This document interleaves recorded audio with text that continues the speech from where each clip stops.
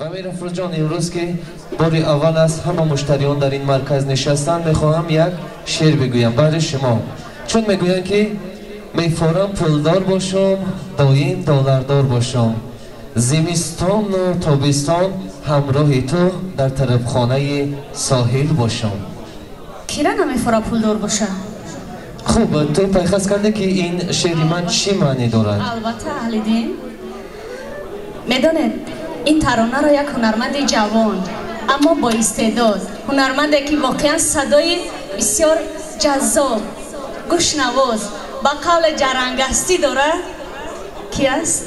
هنرمند استرادای تاجیک که در مدت کوتاه توانست با سرودهایش دل هزارها هزار مخلص را با دست آورد. میخائیل لمانوسوف، مرحبا. میخائیل، الدین بیا سوال من میخائیله. مرحمت. من نمیفهمم. یک میکروفون با میخائیل میتین خواهش میکنم دوستان. میخائیل در تاجیکستان زندگی دارد اما نام و نسبی جنگم نمیکنه.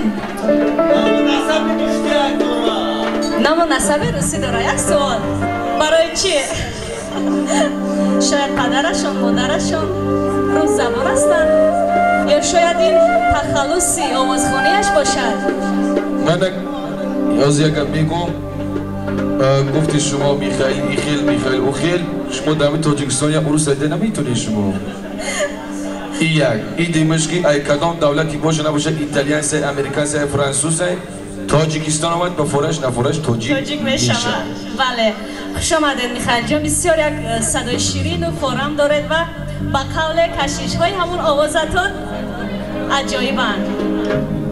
به خاطر همین مشتریان، به خاطر مهمانان، همون ای زده که میخوانید که همون یک 4 میسره. نه میرفت جان میدونی چی؟ چون امروز ما تو پول نداریم، انا ما میفرمانه که میخائیل جان سرود میفارم پولدار باشم، با سرود به خانه بگذار در کیسه ما و شما همه وقت دلار و یورو باشه. و با کشش یعنی همون آوازه که محبوب و مشهور است. ای امروز که من باید خانگیم کسیم پول دگی نیست. زنده باشن. این سرود ما حتما به خاطر یک عدیل شد جان در همین مرکه به خاطر همه مخلصان میخونیم. میگه که من نمیتونم جیوی خوندن. چیکار کنه میرفروز؟ میتونن نمیتونم نیست در اینجا.